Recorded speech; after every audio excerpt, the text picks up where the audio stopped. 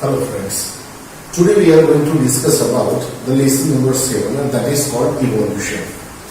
Now what do you mean by evolution? See, evolution is nothing but the gradual changes in flora as well as fauna. That means we can say it is nothing but the changes in the life forms on the earth. And these are gradual changes. So we can say that the simple but complex process leading to the formation of complex life forms on earth is known as evolution, and this is gradual process. And this phenomenon takes place in the universe. As we have studied that universe is very vast. And we know that it is expected that the universe produced about 20 billion years ago.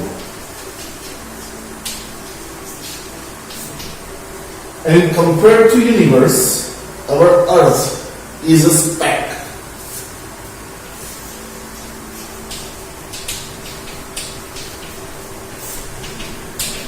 Now how? That means the question comes in our mind that how universe was formed. A Big Bang theory, we know very well. Big Bang theory is nothing but the theory which explains the formation of universe. According to Big Bang theory,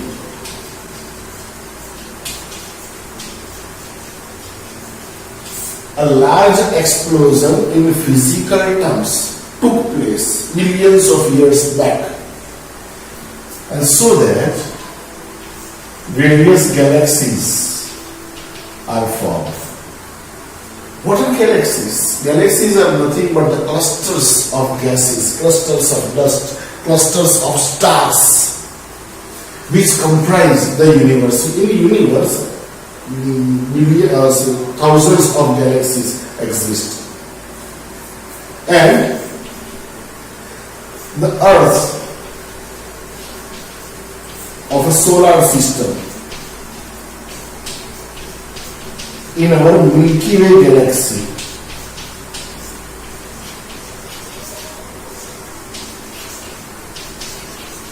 is one of them. So it is a kind of planet, Earth. Now, how first life form appeared on Earth, or how Earth formed? Earth was formed about 4.5 billion years back. And at that time, there was no primitive atmosphere existing on Earth. Hydrogen and helium were the gases which were there on the earth. See, as the universe expanded, the temperature came down, hydrogen and helium condensed, and because of their condensation, galaxies were formed, as I told you earlier.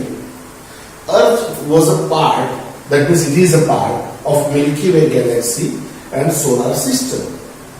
Initially, there was no atmosphere on Earth was there, but later on, methane, water vapor,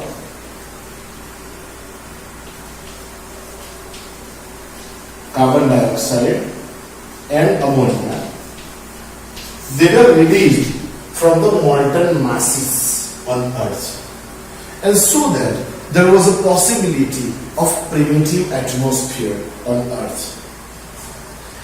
As the universe expanded, the temperature still came down of the Earth. And so that what happened? The UV rays also came from the sun to the Earth. And because of the UV rays, there was dissociation of water vapor in oxygen and hydrogen.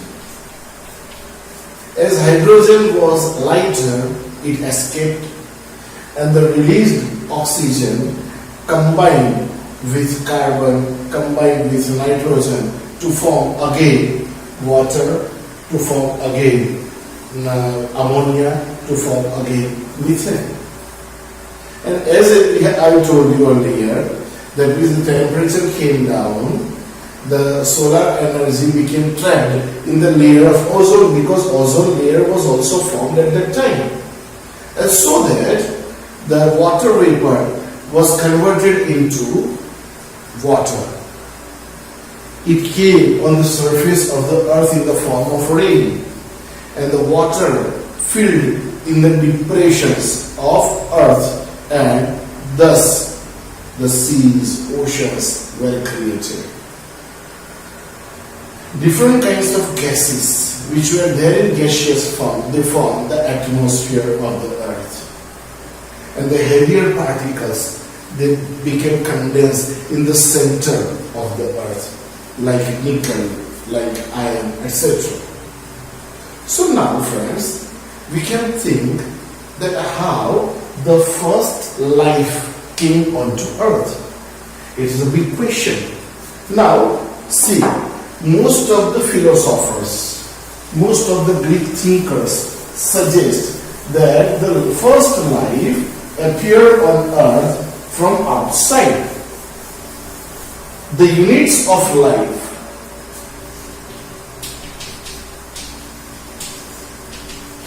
according to the Greek philosophers known as spores, they were distributed from one center to all over the universe, among which earth was the one. Panspermia.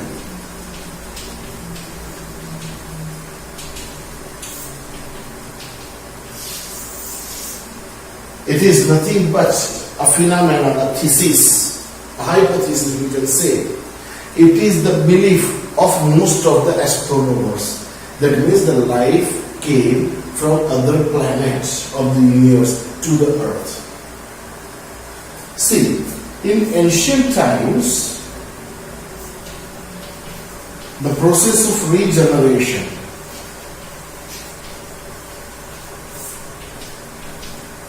was also accepted at that time. It was very popular. Now, what do you mean by regeneration? That means most of the life forms, or all the life forms, are generated from non-living substances, from straw, from mud, etc. But Louis Pasteur, he cancelled the belief of the process of regeneration or selective regeneration. He stated that life can only be originated from pre-existing life forms.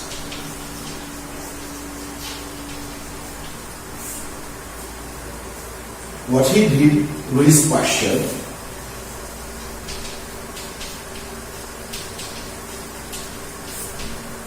he has taken, sterilized the flasks. He killed yeast inside it, and he covered the flask. After some time, there was no possibility of life forming there.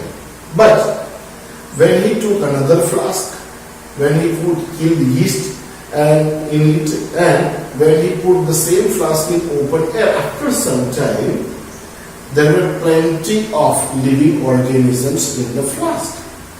That means he suggested that new life forms can only be produced from pre-existing life forms.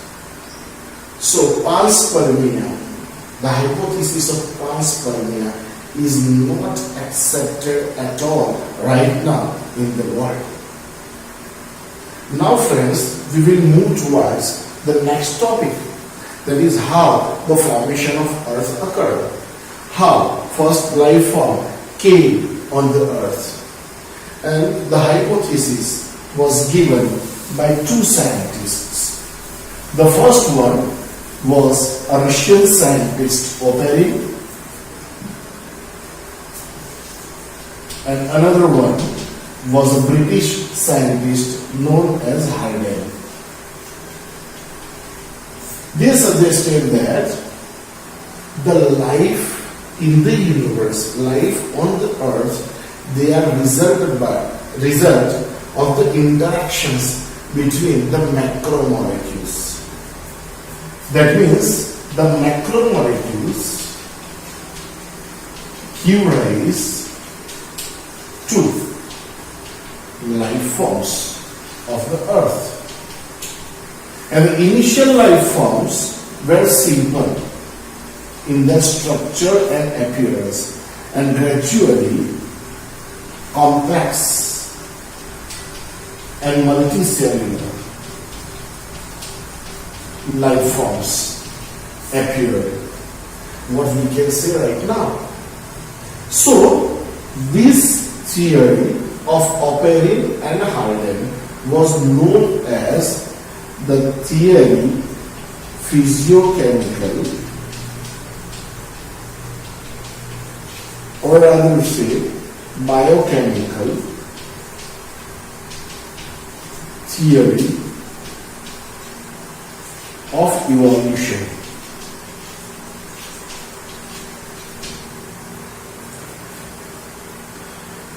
To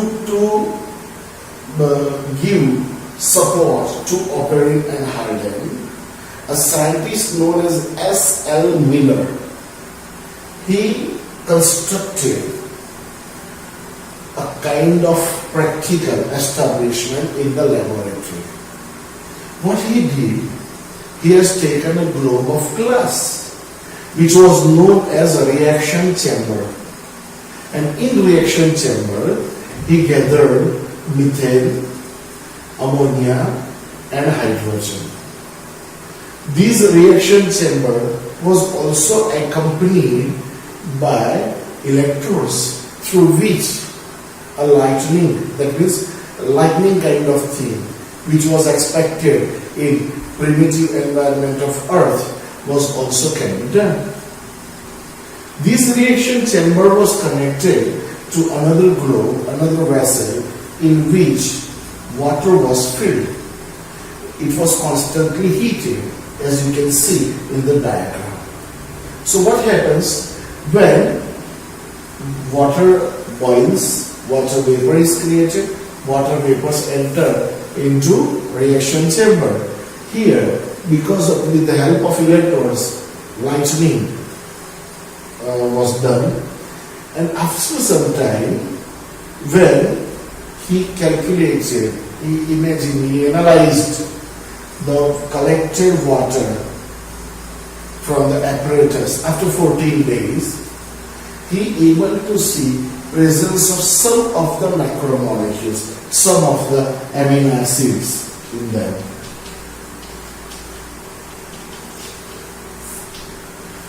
So, S.L. Miller suggested that in the primitive environment of the earth, some of the structures were formed because of the presence of primitive reducing environment. So this was the support of S.L. Miller to Oparin and Harding. After some time, some other scientists, they have taken hydrogen cyanide or some other substances and performed the same experiment in different way. They were able to obtain different amino acids, polysaccharides, nucleotides, plastids, etc. So it was proved that in the primitive environment of Earth, some of the facilities were there which were able to result into the present day structure of the Earth. Now we can think how the first life on the Earth was produced or formed. See, the first life, that is non-living, but replicating forms were there in the form of capsules. And these capsules were containing different kinds of macromolecules, say RNA, DNA, polysaccharides, etc. And the first life form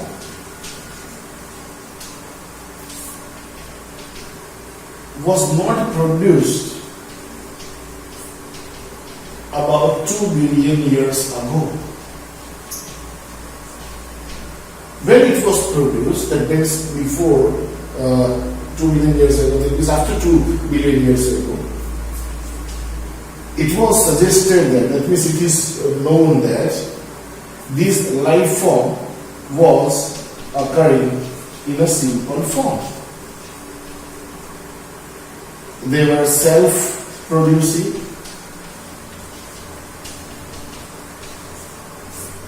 and they were having a simple structure among themselves. So simple life form was produced around 2 billion years ago. Now, from this simple form, complex form, how the complex forms of life are produced, that is a question. And now onwards, we are going to study how complex forms were produced. So friends, different kinds of philosophers suggested, or Greek thinkers suggested, that a theory of spatial creation and this theory strongly suggests 3 connotations. The first one, Earth is 4,000 years old. Second, the biodiversity in present day was as same as it was in the past, and it will remain same in the future. And the third connotation is all the life forms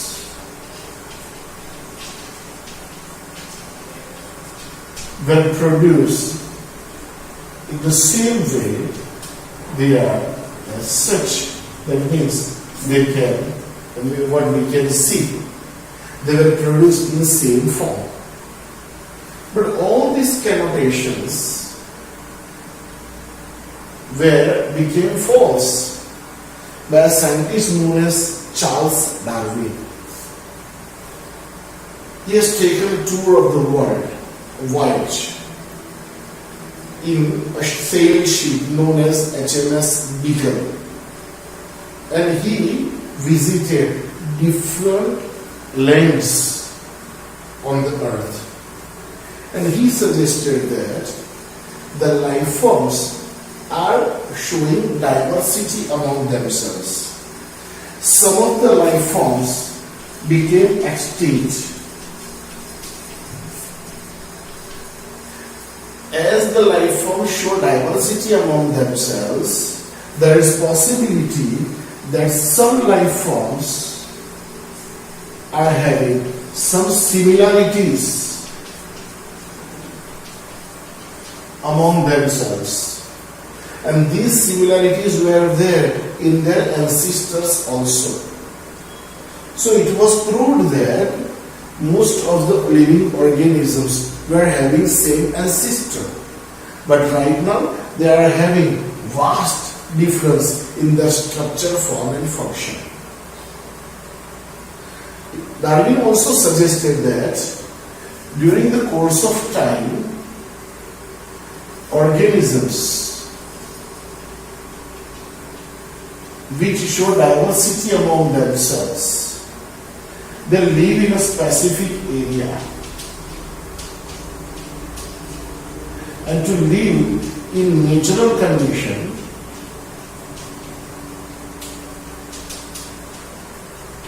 they develop new characters, and those new characters always help them to survive better in the natural conditions. Among them, the fittest organisms, fit in the form of reproductive fitness. See,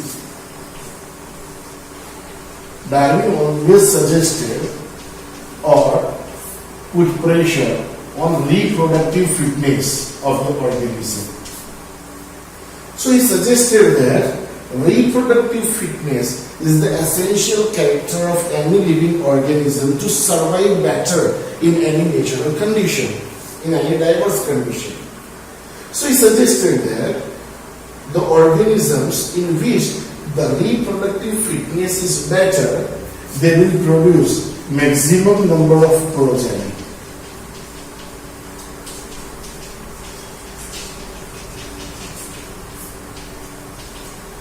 And as they can produce maximum number of progeny, the chances of their survival will be more. So those organisms which can reproduce more, they can survive maximum. And this phenomenon was explained by Darwin as survival of the fittest.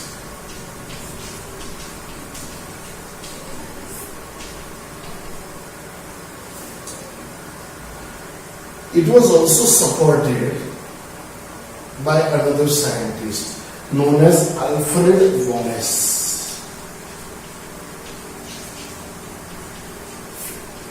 who performed his work in Malay Archipelago region. According to them, all life forms are connected with each other either in their ancestral stage or in the present day situation by characters. And either it is epochs or eras or periods, these similarities and dissimilarities between the living organisms vary at great level. So, according to the whole explanation, we can suggest that, we can think that, we can understand that evolution is a gradual, slow process in which the simple life forms are gradually converted into complex life forms. And last sentence of today, that the geographical history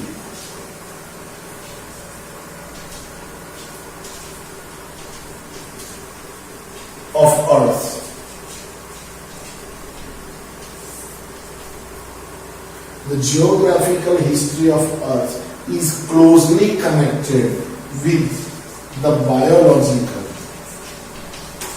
history of Earth. So, the geography of the Earth and life forms on the Earth, they are connected with each other. Now we can think, that means a question comes into our mind, that how we can suggest that the life forms have evolved.